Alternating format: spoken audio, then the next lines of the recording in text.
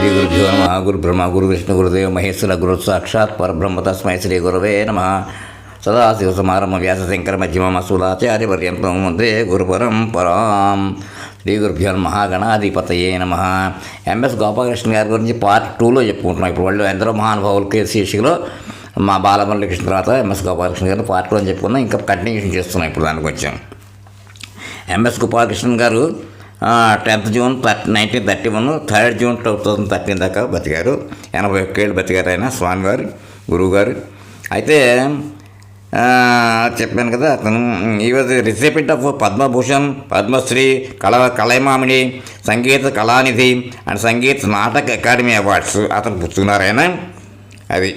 అదనమాట వాళ్ళ నాన్నగారి దగ్గర నుంచి నేర్చుకున్న దాంట్లో చాలా చాలా కృషి చేసి ఏది పడుతుంది హిందుస్థానీ తర్వాత కర్ణాటక రెండు కూడా A grade artist.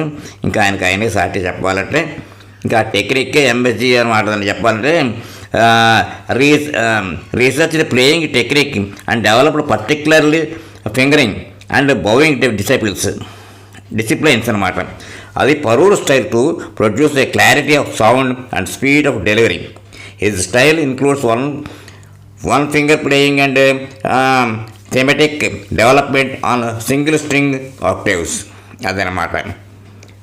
Violinist Yehudi Menon said of Gopalakrishna's playing, I have not had such violin in all my travels. How superbly this young man Indian is playing our instrument. When receiving the Sangeet Kalanidhi Award from Music Academy Madras, MS Gopalakrishna said, my practice is the only secret of my success, and then the other secret is my father. Practice is that I used to I was nearly about 15 to 16 hours a day, and that was a very tough one, where I used to jump suddenly from Carnatic to Hindustani styles while playing. Any award I received is just the fruit of my practice. అది గోపాలకృష్ణ చెప్పారు. అందుకోసమే నన్ను కూడా ఆ practice విధానం చూస్తే మనకు అంత 16 గంటలు మామూలా అంటే ఎంత నిద్రపోయేవారు చూడండి. మనం ఆలోచించండి. అంటే నేర్చుకునే వాళ్ళందరికీ ఇది ఒక పాఠం చెప్తున్నాను. దాన్ని చెప్తున్న విషయాలు కొన్ని గుర్తుపెట్టుకోండి. పెద్దవాళ్ళకి మంచిదే, ఇంకా చిన్నపిల్లలకి మరీ మంచిది. అంత చేశారు కాబట్టి ఆయన మహానుభావుడు. ఆ రోజుల నుంచి కూడా ఎప్పుడు కంటప్పుడు ఎంత ప్లీజింగ్గా అంటే దాన్ని మాస్టర్ చేసేసారు సబ్జెక్టు అంత వైలెన్ని. అందుకోసమే నన్ను కూడా అది అక్కడితో అయిపోయింది. ఆయనకి ఆ వాయిద్యానికి ఇంకా ఇది లేదు. తర్వాత ఇప్పుడు నేను మా ఎంఎస్ గోపాల అయిపోయింది కదా, ఎంఎస్ ఆకలి గారు అంటే ఆకలి మల్లికార్జున గారి గురించి కూడా చెప్తాను. ఇప్పుడు ఎందుకంటే దీంట్లో అక్కడతో చేసిన చాలా వాయిద్యం అందరూ వినొచ్చు. ఆయన నేషనల్ ప్రోగ్రామ్ ఆర్టిస్ట్ కాబట్టి ఇంకా చెప్పడం అవసరం లేదు. ఇప్పుడు ఆయన చెప్పింది మెట్రోనామ్ గురించి చెప్పింది. ఇప్పుడు ఎంఎస్ ఇప్పుడు ఆకలి మల్లికార్జున గారి గురించి నేను చెప్దాం అనుకుంటున్నాను. ఇప్పుడు ఏమిటంటే ఆయన ఎక్కడ ఒక్క నిమిషం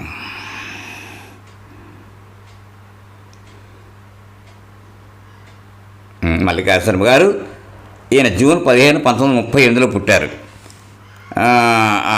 Indian classical music violinist, musicologist, musician, vocalist, trained in Carnatic music. He has worked on the mysteries of Talaprasthara Sagaram. నాకు పుస్తకం ఇచ్చారు కూడా ఆయన. అది తర్వాత ఉండి చాలా పుస్తకాలు కూడా రాశారు ఆయన. వయలిన్ వర్చువల్ లయ చాలా is admirer follower of violin Sangeetha Kalanidhi MS Gopalakrishna. ఆయనకు బాగా గురి అనమాట మంచిగా. అంటే ఆయన చెప్పాలంటే పుల్లల పరిశ్రమలు నేర్చుకున్నారు ఆయన అంతాను. డిప్లొమా అన్నీ పాస్ అయ్యారు. కానీ కూడా ఈయన లవర్ ఆఫ్ ఎంఎస్ గోపాలకృష్ణ గారిది అనమాట స్టైలు అంతాను. అలాగే ప్రాక్టీస్ చేశారు కూడా. ఈయన కూడా ఆకలి మల్లికార్జున గారు కూడా ఏ గ్రేడ్ ఆర్టిస్టు ఆయన.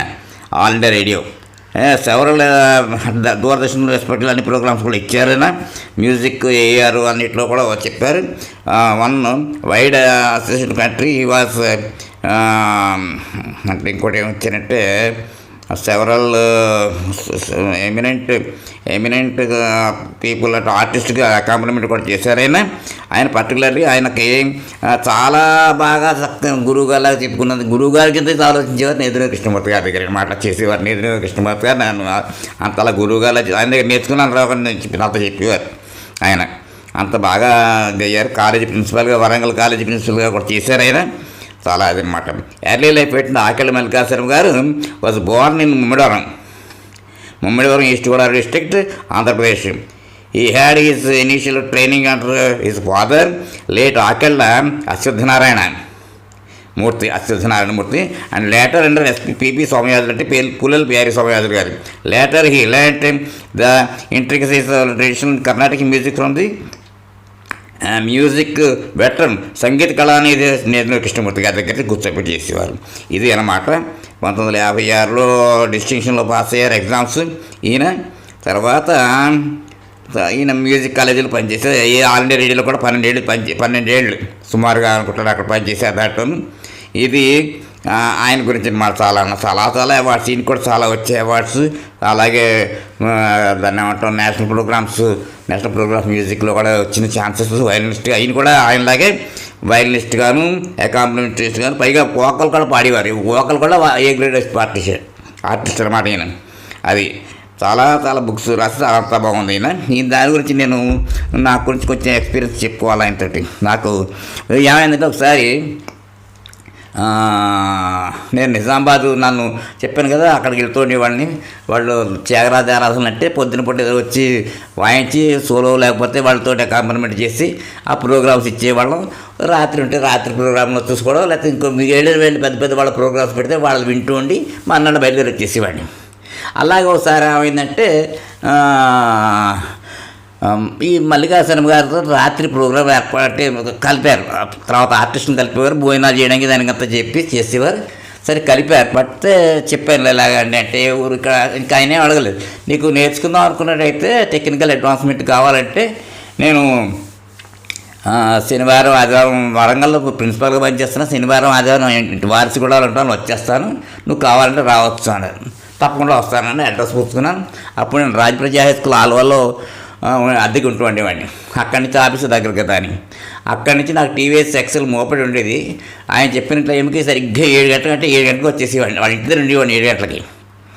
అలాగా ప్రతి శనివారం ఆదివారం అలాగా 2 నెలలు సుమారుగా పాఠం చెప్పలేదు నేను ముందర.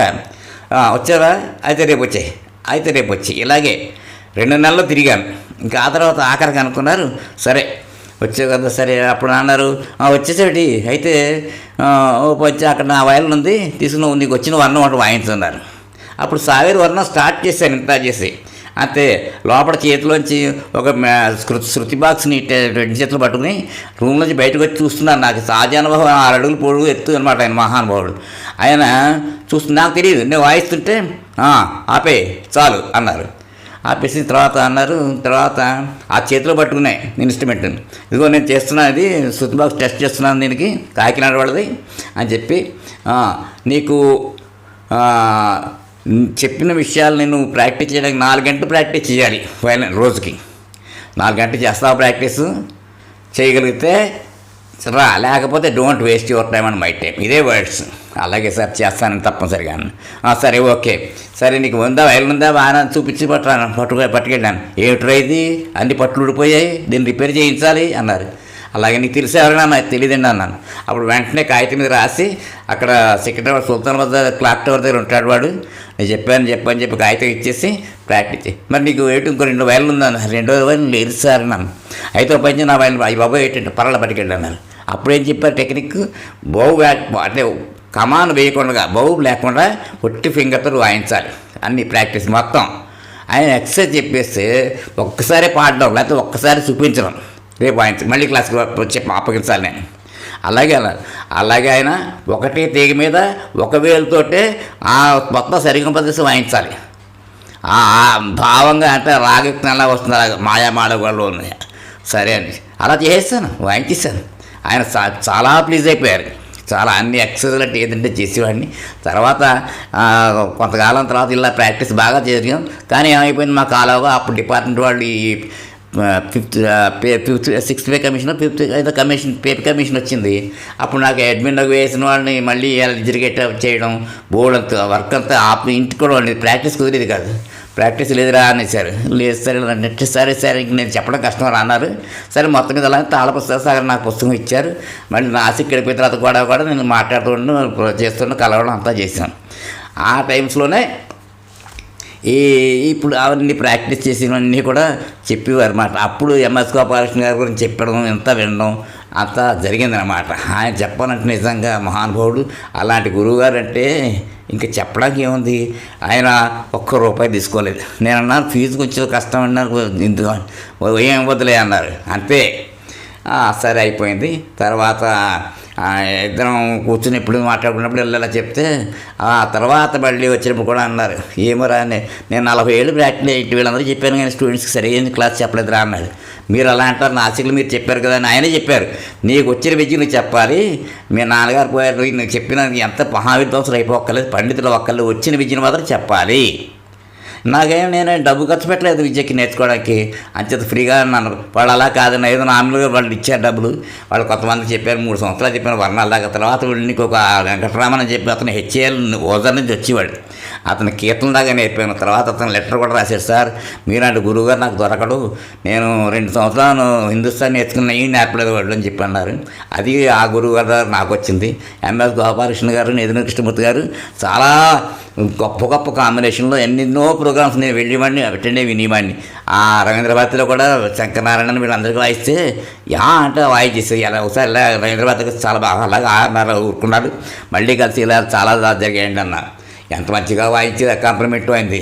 అంత ప్రాక్టీస్, అది రాక్షస సాధన ప్రాక్టీస్ అనమాట. ఎంఎస్ గోపాలకృష్ణలాగే వాయించేవారు ఆయన. అయితే వీళ్ళ ప్రాక్టీస్కి నాకు చెప్తే ఏమని చెప్పారంటే, ఒకసారి వీళ్ళిద్దరూ నేదురు కృష్ణమూర్తి గారు, మల్లికార్జున శర్మ గారు ఒకటే కాలేజీలో ఆయన ప్రిన్సిపాల్, అయితే ఆయన పెద్ద దాంట్లో వీళ్ళిద్దరూ లెక్చరర్స్గా పనిచేసినా కానీ ఆయన అప్పుడు లంచ్ టైంలో వెళ్ళి కలిసేవారు. ఎందుకంటే అప్పుడు చెప్పారు, ఆవిడ ప్రెగ్నెంట్ ఈవిడ ప్రెగ్నెంట్, ఇద్దరు వెళ్ళిపోయారు పుట్టాళ్ళకి. వీళ్ళిద్దరికి ఆడేవాళ్ళు. రా శర్మ అని నేదురు కృష్ణమూర్తి గారు పాడి ఏమిటి చేసేవారు అంటే సరే. ఆయన ఏం చేయడం, ఆ టైంలో ఒకసారి పాట పుస్తకం పెద్ద పట్టుకెళ్ళాలి, ఆయన ఏం పాడుతున్నారో అబ్జర్వ్ చేయాలి. ఇంకేం అప్పుడు రికార్డింగ్ నేను లేవుగా, అది రాసుకుని మర్నాడు మొత్తం నోటేషన్ రాసుకుంటూ రావాలి ఆయనకి చూపిస్తే అది అలా ప్రాక్టీస్ చేసేవారు. అదే అన్నారు.